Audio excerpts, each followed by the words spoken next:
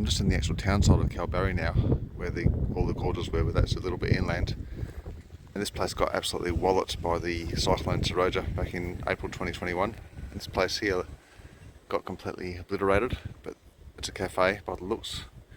But it appears like they're just going to knock it down and not bother rebuilding this one. A lot of other places seem to be rebuilt, but not this one. And then from here we're inland into Northampton, where I was earlier today. Horrible cyclone.